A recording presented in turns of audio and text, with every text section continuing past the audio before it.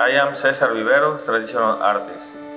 As an immigrant artist, it has been so hard to balance this creative process, but at the same time be responsible for provide for my family. And I believe that for the first time ever, I will be able to expand all these ideas that in a minor scale I've been able to develop on this city.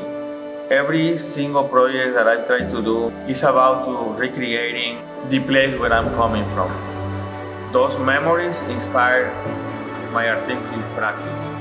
And I think that when I'm able to open spaces and bring experience, my community, the immigrant community, is able to gather and feel safe and feel in a place where we together are able to thrive.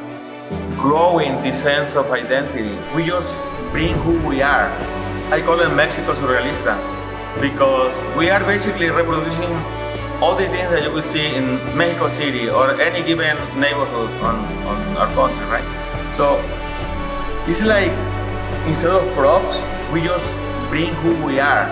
For this installation, I wanted to reproduce something that we will be seeing at any regular posada, where usually a person who have a larger building, a bodega, a tienda, they will just open a space for the people to gather, but also benefiting at the same time. Just like anybody else, just like everybody trying to achieve the so-called American dream. I don't believe, as many people say, that the American dream is dead, but we are the dream.